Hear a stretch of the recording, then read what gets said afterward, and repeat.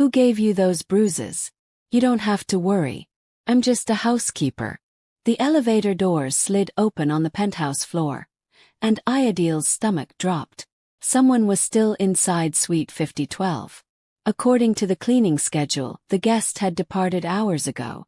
But there stood Junho Park, the guest whose mere presence made every staff member at the Hanover Grand Hotel move with extra caution, speak in hushed voices, hold their breath just a little. His gaze found hers immediately, then traveled downward to the bruise spreading across her collarbone, the one her concealer had failed to completely hide. The moment stretched between them like pulled taffy as his expression transformed from mild surprise to something she couldn't quite name, something that made her skin prickle with awareness. She reached up reflexively to adjust her collar, but the damage was done. He had seen everything. Welcome to Unfold Korean Story, where we share the most compelling tales of unexpected connections and hidden truths. If you're drawn to stories that will keep your heart racing and your mind engaged, hit that subscribe button now, because what unfolds in this story will leave you absolutely speechless. Ayodele Okafor had become an expert at disappearing in plain sight. 3.5 years working housekeeping at Seoul's prestigious Hanover Grand Hotel had taught her that wealthy guests wanted their service staff to function like pleasant ghosts, manifesting when summoned, evaporating when dismissed. She had mastered the soft knock, the lowered eyes, the technique of scrubbing imported Italian tile without producing even the faintest sound. But on this humid Wednesday afternoon, all her practiced invisibility crumbled to nothing. She guided her supply cart along the 51st floor corridor, her body operating on autopilot despite the persistent ache radiating from her shoulder blade. The bruise that was nearly a week old now, a watercolor painting of purple, green, and sickly yellow that she had painstakingly concealed beneath her crisp uniform. The mark on her collarbone was fresher, angrier, and no amount of makeup artistry could fully erase its presence. She had tried that very morning, standing in her tiny bathroom while her 9-year-old daughter Thandile munched toast in the adjacent room, applying layer after layer of foundation like someone plastering over cracks in a deteriorating wall. Suite 5012 marked her final stop before her lunch break. The reservation system indicated the occupant had checked out earlier that morning. Ayodele knocked twice, following standard procedure, then slid her master keycard through the electronic lock. The door opened to reveal floor-to-ceiling windows showcasing Seoul's spectacular skyline, furniture worth more than her annual salary, and the absolute last thing she expected to encounter. Junho Park stood near the panoramic windows with a phone pressed against his ear. He pivoted at the sound of her entrance, and Ayodele felt her breath catch somewhere in her throat. She had noticed him before, naturally. Everyone employed at the Hanover knew Junho Park. He maintained ownership of 3 penthouse suites, appeared on guest manifests under various pseudonyms, and possessed the kind of commanding presence that reduced veteran managers to nervous stammering. Whispers followed him like perfume, stories about connections to influential Korean families, business transactions conducted in shadowed rooms, a network extending across Asia like invisible silk threads. But he had never been present during her cleaning shifts before. "I'll contact you later," he said into his device, his voice carrying the particular authority of someone accustomed to immediate compliance. His eyes, dark and evaluating, locked onto Ayodele. "Please come inside." "I apologize, Mr. Park," Ayodele managed, already retreating toward the hallway. "The system showed this suite as vacant. I can return at a more convenient time." "No need whatsoever." He pocketed his phone and his posture relaxed marginally. "I'm departing in 25 minutes. Continue with your work." Ayodele hesitated. Every survival instinct urged her to withdraw, but she couldn't risk falling behind her carefully timed schedule. Mrs. Choi, the head of housekeeping, monitored every minute, every variation from the established routine. So she entered, maintaining her downward gaze, and began the familiar choreography. Strip linens, inspect for property damage, sanitize surfaces. Her movements were more deliberate than usual, her shoulder protesting each time she extended her arms overhead. She was bending to gather scattered documents near the glass coffee table when pain struck. A sharp, unexpected movement sent fire through her ribcage. She flinched involuntarily, and the papers scattered from her grip. A broken champagne flute lay concealed behind a decorative pillow, and she twisted awkwardly, attempting to avoid it. "Are you injured?" Junho's voice emerged directly behind her, close enough to startle her. "No, sir, I'm perfectly fine." Ayodele collected the papers hurriedly, refusing to meet his eyes. "Just clumsy this afternoon." But he didn't retreat. When she finally stood carefully, angling her left side away from his line of sight, she discovered him observing her with an intensity that made awareness crawl across her skin. His gaze traveled over her face, paused on her cheek where the swelling had subsided but discoloration persisted, then dropped to her collarbone. The makeup had smudged. She understood without verification. The foundation she had meticulously applied that morning had rubbed away against her uniform collar, exposing the bruise in all its brutal honesty. "That didn't happen today," Junho stated quietly. It wasn't framed as a question. Ayodele's thoughts raced frantically. She had navigated this scenario before. Concerned glances from colleagues, delicate inquiries from Thandai's teacher. She kept her explanation ready, polished smooth through endless repetition. "I'm fine, truly. Just an accident. I can be rather clumsy." "You're not clumsy in the slightest." His voice carried absolute conviction. "You've maintained this hotel for years. I've observed your work. You move through these spaces like flowing water. Efficient, precise. That's not clumsiness." He paused, and when he spoke again, something had shifted in his tone, sharpened like a blade being drawn. "Did someone here cause this?" "Another guest. Staff member." The concern threading through his voice caught her completely off guard. Men like Junho Park didn't concern themselves with housekeepers. They didn't notice bruises or ask probing questions.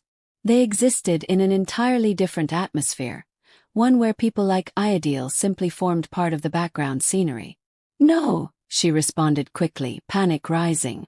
If he filed a complaint with management, if they suspected workplace problems, she could lose this position.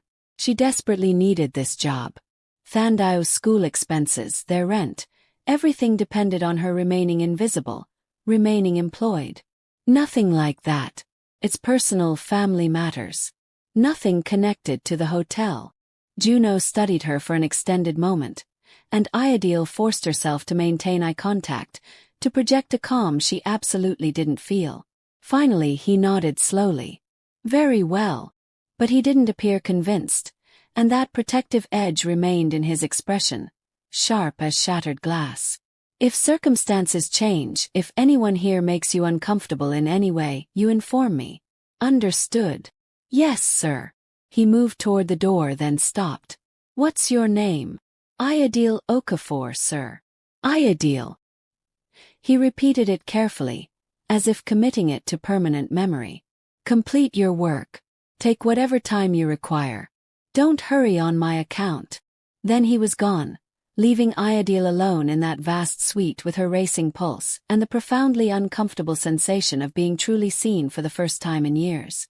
What she couldn't possibly know was that this moment, this brief encounter, had set something irreversible into motion, because Junho Park wasn't the type of person to ignore his instincts, and every instinct he possessed was screaming that Ayodele Okafor was in serious danger. The remainder of Ayodele's shift passed in a fog of anxiety. She couldn't shake the sensation of Junho's eyes on her, the way he had examined her bruises with something resembling recognition. She had witnessed that expression before, in her mother's eyes when Ayodele was 17 and appeared at family dinner with a black eye from her boyfriend at the time. It was the look of someone intimately familiar with what violence looked like painted on skin. But this felt different. This wasn't her mother's gentle concern or her best friend's worried questioning. This was a man with power, with connections, with the kind of resources that could make problems simply evaporate. That thought should have provided comfort. Instead, it terrified her. By the time her shift concluded at 6:30, Ayodele's entire body ached. She changed from her uniform in the staff locker room, moving gingerly, and caught her reflection in the mirror. Even without the uniform, she looked exhausted. Dark shadows pooled beneath her eyes. Her cheekbones still carried faint yellow traces. She was 31 years old and felt twice that age. The subway journey home consumed 45 minutes, packed shoulder to shoulder with other exhausted workers. Ayodele allowed her mind to drift, but it kept circling back to Junho Park's expression, the way his voice had dropped when he asked if someone had hurt her. She shook her head, attempting to dislodge the thought. Men like that didn't actually care about women like her. He had probably already forgotten her name.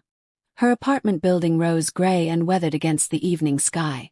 14 floors of cramped units housing families who labored too hard for too little. Ayodele climbed the stairs. The elevator had been malfunctioning for weeks, and paused outside her door. She could hear voices inside, one of them raised. Her stomach twisted into knots. Marcus was home early. She opened the door to discover her husband pacing their small living room while Thandao sat hunched on the sofa, trying to make herself small. The television played some animated program at low volume, but Thandao wasn't watching. She was watching her father the same way Ayodele used to watch storm systems rolling in over the ocean, wary, waiting. "Mama!" Thandao's face illuminated, and she launched herself at Ayodele, wrapping small arms around her waist. Ayodele winced as Thandao's weight pressed against her bruised ribs, but forced a smile. "Hey, sweetness. How was school today? We learned about monarch butterflies. Did you know they migrate thousands of?" Ayodele. Marcus's voice sliced across their daughter's excitement. "We need to talk. Now." Ayodele met her husband's eyes over Thandao's head. Marcus Okafor had been attractive once, in that easy, confident manner that had drawn her 10 years ago when they met at a university gathering. Now he looked hollowed out, eyes red-rimmed, jaw clenched with frustration.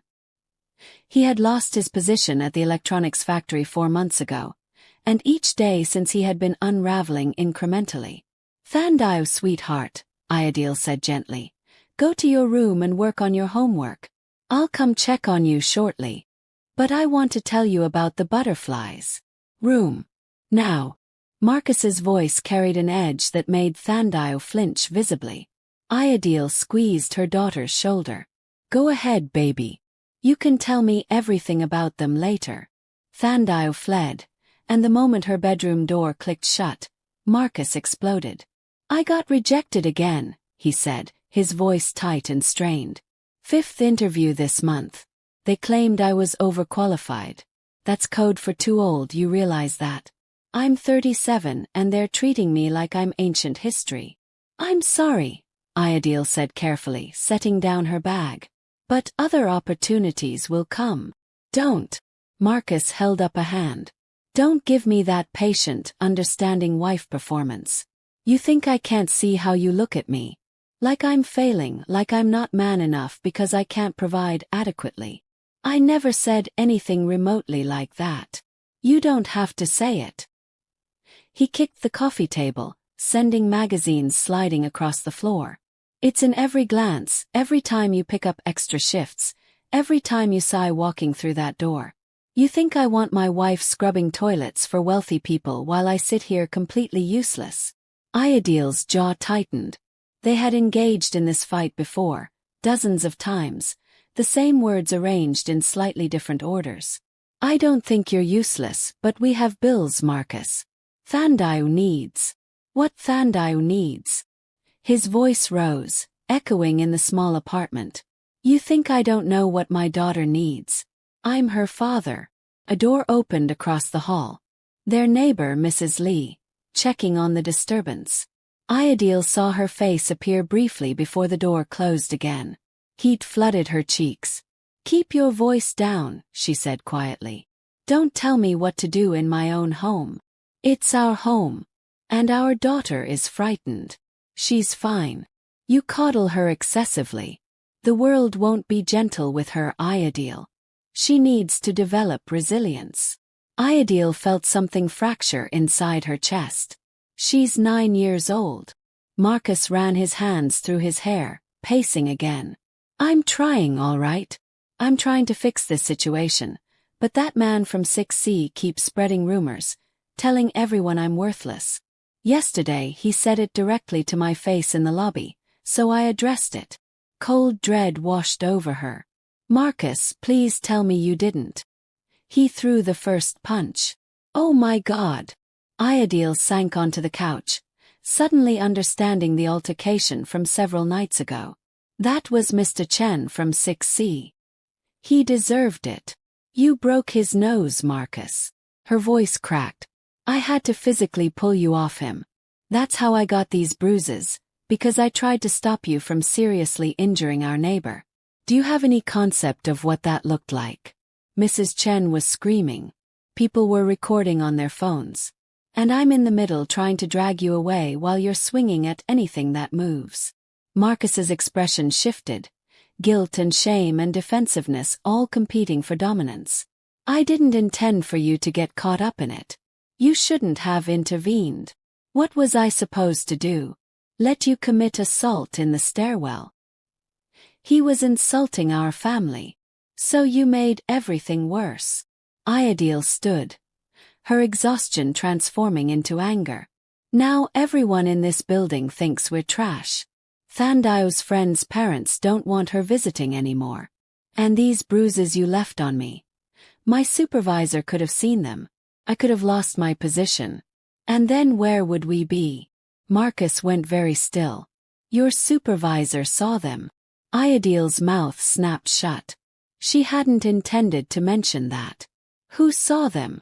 Marcus stepped closer, and Ayodele fought the impulse to retreat. Ayodele, who saw them? It doesn't matter. The hell it doesn't. Was it a man? One of those wealthy guests you clean for? Stop it. I see how they look at you. Beautiful African woman in that uniform, bending over to make their beds. You think I don't know what they're thinking? Ayodele's hand connected with his cheek before she fully registered the decision to slap him. The crack echoed in the silent apartment. They stared at each other, both breathing hard. Marcus's cheek reddened where she had struck him, but he didn't touch it. Something flickered in his eyes, hurt, anger, shame. I work, Ayodele said, her voice shaking, to keep food on our table, to keep a roof over our daughter's head. And you dare suggest that I... She couldn't finish the sentence. I'm sleeping at my mother's tonight. With Thandai. Don't call me. She turned toward Thandai's room, but Marcus caught her wrist. Not hard, but firm enough to stop her. I'm sorry, he said, and for a moment, he sounded like the man she had married. I'm so sorry, Ayodele. I didn't mean that. I'm just drowning here and I keep pulling you down with me. I don't know how to fix it. Ayodele looked at his hand on her wrist, at the desperation etched across his face, and felt the familiar tug of conflicting loyalties. He wasn't a terrible person. He had never deliberately hurt her. But his chaos kept bleeding into her life, marking her skin, threatening everything she had worked for. Let me go, Marcus. He did immediately. Just think about it, okay? Before you take Thandai and leave. We're a family. We can work through this. Ayodele didn't respond. She went to Thandai's room and found her daughter curled on the bed with her favorite stuffed elephant, silent tears tracking down her cheeks. Pack a bag, sweetness, Ayodele said gently. We're having a sleepover at Grandma's. But as she helped Thandai choose pajamas and gather school materials, Ayodele's mind was already racing ahead to tomorrow, to facing another shift at the hotel, to the possibility of encountering Junho Park again. She thought of the way he had examined her bruises, the protective anger that had flashed across his face. She thought about how dangerous that felt, and how desperately she wanted someone to care. Now, here's where this story takes an unexpected turn, and I promise you won't believe what happens next. But first, if you're invested in Ayodele's journey, hit that like button and drop a comment telling me what you think Junho should do. Should he maintain his distance, or is it time for him to step in? The following morning, Ayodele arrived at work with fresh makeup covering old bruises and a determination to avoid the 51st floor entirely. She had traded assignments with Miho, a newer cleaner who was always eager to handle the penthouse suites for the generous tips. She spent her shift on the 32nd floor instead, moving through rooms occupied by business travelers and tourists, nobody who would look at her twice. But during lunch, Mrs. Choi summoned her to the supervisor's office. Ayodele's heart hammered as she climbed the staff stairs. Getting called to the office was never positive news. Mrs. Choi was a severe woman in her 50s who managed housekeeping with military precision. She didn't tolerate mistakes, delays, or drama. "Sit," Mrs. Choi said without preamble when Ayodele entered. Ayodele sat, hands folded in her lap, attempting to project calm professionalism. Mrs. Choi studied her for a long moment. "Mr. Park has requested you specifically for his suite this afternoon." The words didn't process initially. "I'm sorry. Suite 5012. Mr. Park has requested that you handle the cleaning personally. He mentioned you performed excellent work yesterday." Ayodele's mind raced. This couldn't be happening. "Mrs. Choi, I can certainly do that, but Miho is already assigned to that floor today, and I have 8 rooms scheduled. I've reassigned your rooms. Miho will cover them. You'll report to Suite 5012 at 2 o'clock. Mrs. Choi's expression softened slightly. "This is positive, Ayodele. Mr. Park is an important client. If he's pleased with your work, that reflects well on all of us. Don't disappoint him." There was no arguing with that dismissal. Ayodele left the office feeling like she was walking toward something inevitable, like a tide she couldn't fight. At 2 o'clock precisely, she knocked on the door of Suite 5012. Junho opened it himself, dressed casually in dark jeans and a charcoal sweater that probably cost more than her monthly rent. "Come in," he said, stepping aside. Ayodele entered cautiously, wheeling her cleaning cart. "I'll try to work quickly, Mr. Park. I know you're busy." "I'm not busy." He closed the door. "And this isn't about cleaning." Ayodele's pulse spiked. Every self-preservation instinct screamed at her to run, but she forced herself to remain calm. "I don't understand." Junho gestured to the seating area. "Please sit." She didn't sit. "Mr. Park, if I've done something wrong." "You haven't." He moved to the window, giving her space, and Ayodele realized the gesture was deliberate. He was trying not to appear threatening. "I want to talk about yesterday. About those bruises." "That's really not necessary." "Was it your husband?" The question was direct, unflinching. Ayodele's throat closed. "How did you?" "I know things about the people who work here. Basic information. Emergency contacts. Your husband is listed as Marcus Okafor. Lives at the same address as you." Junho turned from the window. "I also know there was a police report filed 4 nights ago for a disturbance at your building. Seoul. 2 men fighting in the stairwell. Your name was mentioned in the report." Cold fear washed through her. "You had me investigated. I made some calls. That's all." He approached slowly, stopping several feet away. "Those bruises on you, you got them trying to break up that fight." It wasn't a question, but Ayodele answered anyway. "My husband isn't violent toward me. Toward Thandai. He's never, it's not like that. But he's violent, and that violence is touching you anyway." Ayodele's eyes burned with sudden tears. She blinked them back furiously. "Why do you care? You don't know me. I clean your hotel room. That's all." "That's not all." Junho's voice dropped, became gentler. "Yesterday when I saw you trying to hide those bruises, trying to keep working despite being hurt, I recognized something. You're protecting people who keep hurting you. I know what that looks like because I've lived it." Despite everything, curiosity broke through Ayodele's fear. "What do you mean?" "My father," Junho said simply. "He built an empire on violence, then spent my childhood teaching me that protecting family meant accepting their damage. Taking their hits, literal and metaphorical, because that's what loyal sons do. It took me 20 years to understand that protecting yourself doesn't make you disloyal, it makes you smart." Ayodele stared at him, this powerful man in his expensive suite, and saw something she hadn't expected. Understanding. Real, lived understanding of what it meant to love people who hurt you accidentally. Who never meant the damage but caused it anyway. My husband lost his job, she heard herself say. He's struggling.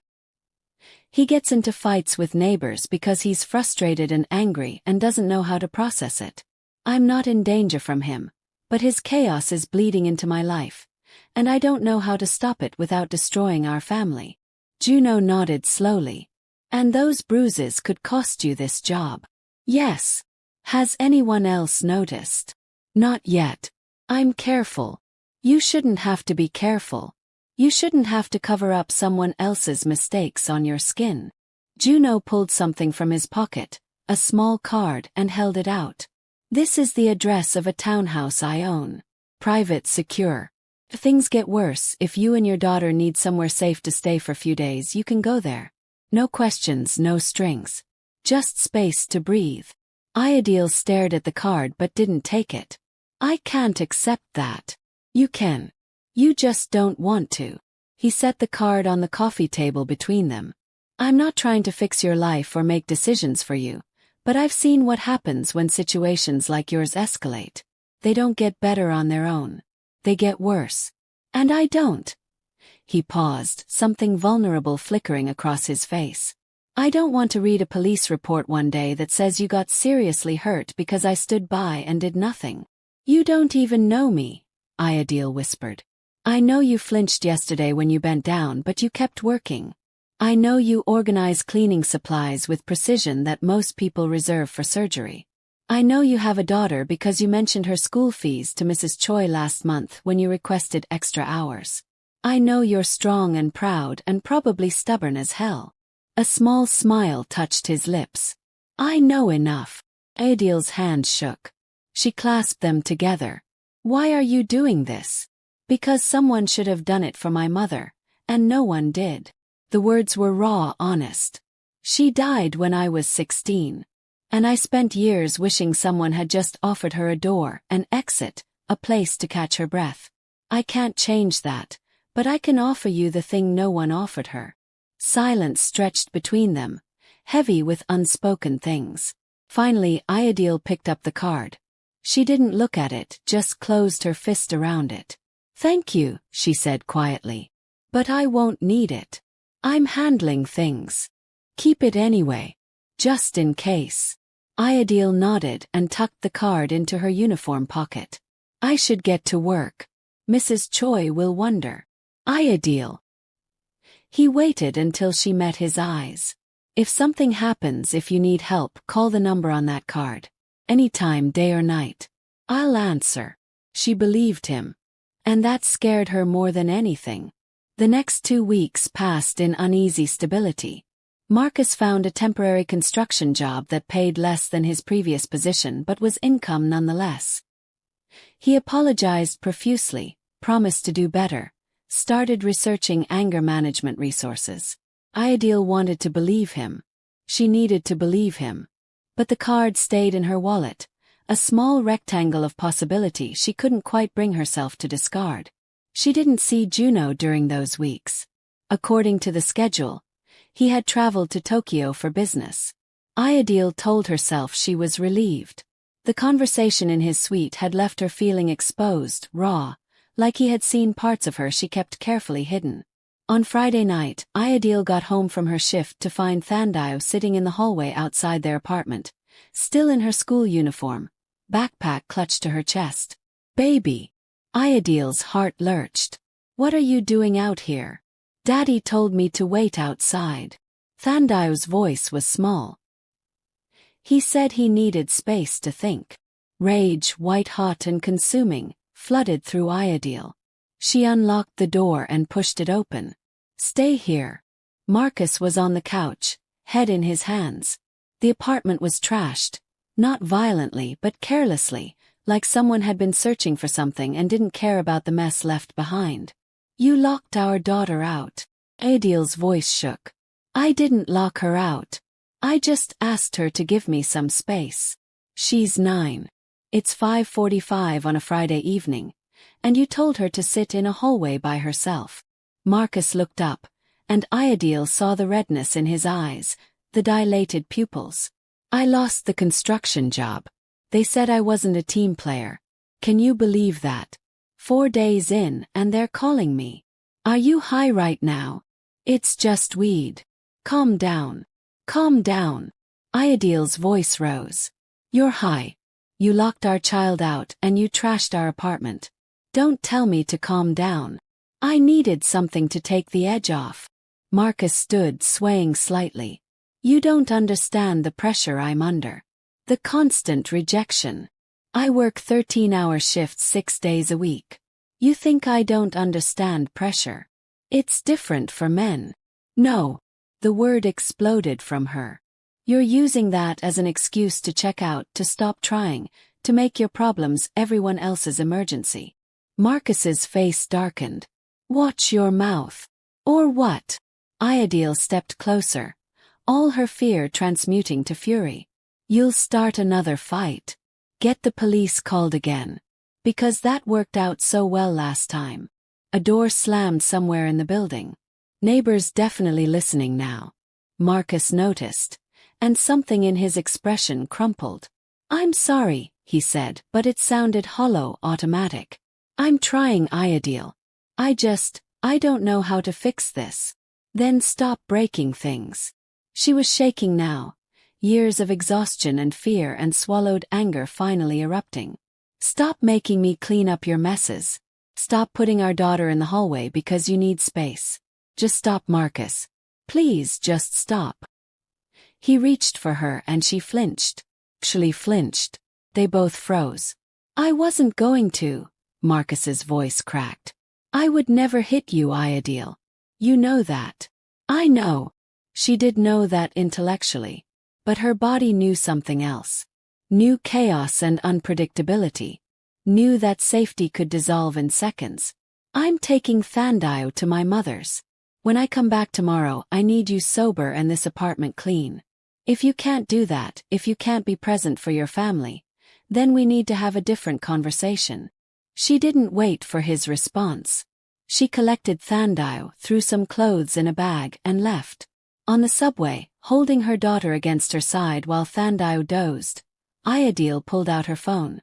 She stared at Junho's card for a long time, at the phone number written there in clean, precise digits. She didn't call. Not yet. But she saved the number. 3 days later everything fell apart. Ayodele had taken the Sunday shift at the hotel. Double pay, and God knew they needed the money. Thandai was with Ayodele's mother, and Marcus had texted apologies all weekend, promising he had cleaned the apartment and found a lead on a new job. She was on the 38th floor cleaning a suite when her phone buzzed. Mrs. Lee from across the hall. Police at your building. Marcus got into another fight. This one's bad. Ayodele's hands went numb. She called Mrs. Lee immediately. It was Mr. Chen again, Mrs. Lee said, her voice tight with stress. They ran into each other in the parking garage, started arguing. Marcus threw the first punch. By the time security pulled them apart, both men were bloody and someone had called the police. They're questioning everyone who witnessed it. Where's Marcus now? They took both men to the station. Ayodele, there's something else. Mrs. Lee's voice gentled. The police want to question you. They said they need to verify Marcus's mental state. Talk about his pattern of aggression. They mentioned calling social services. The world tilted. Social services. Why would they? They're worried about domestic safety. About Thandao. Mrs. Lee's voice gentled. I'm sorry, dear. I told them you're a good mother, that you work hard, but they said they have protocols. Ayodele couldn't breathe. Social services. They were going to investigate her family. They could take Thandao. She ended the call and stood there, phone clutched in shaking hands, her carefully constructed life crumbling around her. The card was still in her wallet. Ayodele pulled it out, stared at the number. Pride told her to handle this herself. Fear told her she couldn't. She dialed. Junho answered on the second ring. Hello. It's Ayodele, she said, and her voice broke. I need help. 45 minutes later, Ayodele stood outside the townhouse address Junho had given her, Thandao's hand clasped in hers. She had picked up her daughter from her mother's, invented some excuse about a work emergency requiring overnight attention, and driven across the city in a borrowed car, her mind spinning with worst-case scenarios. The townhouse was in a quiet neighborhood, brick-fronted with a small garden. Not ostentatious but clearly expensive. The door opened before she could knock. Junho stood backlit by warm interior light, still in business clothes like he had come straight from a meeting. His eyes swept over them, Ayodele disheveled and shaking, Thandao wide-eyed and confused, and something in his expression softened. "Come inside," he said gently. The interior was beautiful but understated. Hardwood floors, minimal furniture, everything clean and ordered. Nothing like the chaos of Ayodele's life. "I'm sorry," Ayodele started. "I didn't know where else, I shouldn't have called." "Stop." Junho crouched down to Thandao's level. "Hi. You must be Thandao. My name is Junho. Do you like hot chocolate?" Thandao looked at her mother for permission. Ayodele nodded numbly. "With marshmallows?" Thandao asked shyly. "Absolutely, with marshmallows." Junho stood and gestured toward the kitchen. "Why don't you go pick out your favorite mug while I talk to your mom for a minute?" Thandao scampered off, and the moment she was out of earshot, Ayodele's composure shattered. He got into another fight. Police came. They mentioned social services. And I panicked because what if they think I'm a bad mother? What if they take her? I can't lose my daughter because my husband can't control his temper. Breathe. Junho's hands hovered near her shoulders but didn't quite touch. Ayodele, breathe. You're not going to lose Thandao. You haven't done anything wrong. But they'll investigate. They'll see the fights, the police reports. And they'll see a mother who works 60-hour weeks to provide for her child, who got bruises trying to protect her husband from worse consequences, who has no record of violence or neglect. His voice was calm, certain. "I know people who can help with this. Lawyers who specialize in family services cases. We'll make sure social services sees the full picture, not just the police reports." Ayodele looked up at him through tear-blurred eyes. "Why are you doing this?" "Because you called me. Because you trusted me enough to ask for help." His expression was gentle, open. "That's not nothing, Ayodele. That's everything." Before she could respond, Thandao called from the kitchen. "Mama, he has the ones with cats on them." Junho smiled. "I should make that hot chocolate before I'm accused of false advertising. You two can stay here tonight. There are 2 bedrooms upstairs. Fresh linens in the closet. Take whatever time you need. I can't impose." "You're not imposing. You're accepting help." He started toward the kitchen then paused. "Ayodele, for what it's worth, I think you're one of the strongest people I've ever met. But even strong people need somewhere to rest." That night, after Thandao fell asleep in the spare bedroom, clutching her stuffed elephant and dreaming of butterflies, Ayodele found herself on the townhouse's small balcony, staring at Seoul's lights spread below like fallen stars. Junho joined her, offering a mug of tea. They stood in comfortable silence for a while before he spoke. "My mother used to say that fear is just evidence that something matters," he said quietly. "When I was young, I thought that was nonsense. Motivational poster wisdom. But I understand now. You're scared because Thandao matters. Because your life matters. That's not weakness. That's love." Ayodele wrapped her hands around the warm mug. "I've spent years trying to hold everything together. Keep working, keep smiling, keep pretending everything's fine. And it just keeps falling apart anyway. Maybe because you were the only one holding it." Junho's voice was gentle but firm.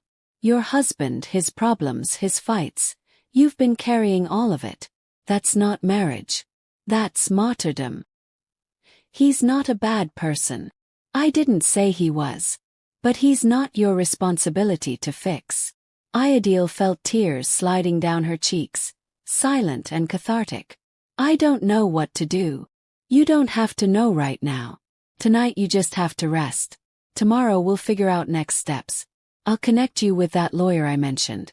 We'll make sure social services understands the situation. And if you need to stay here for a few days while things settle, that's fine. I can't keep accepting your help without giving something back. Junho turned to face her fully, his expression serious. You want to give something back? Then let yourself be helped. Let yourself matter. That's all I want. Something shifted in that moment in the space between them. Ayodele saw him clearly, not as the powerful mysterious figure from the hotel, but as someone who understood loss and fear and the exhausting work of survival. Someone who had extended a hand not because he wanted something, but because he knew what drowning felt like. People think fear makes you weak, Junho continued, his voice dropping lower. But fear is just evidence that something matters. You matter, Ayodele. Your daughter matters. Your safety, your peace, your future, all of it matters. And that scares me. Why does it scare you? He smiled slightly. Because I've spent most of my life not caring about anything.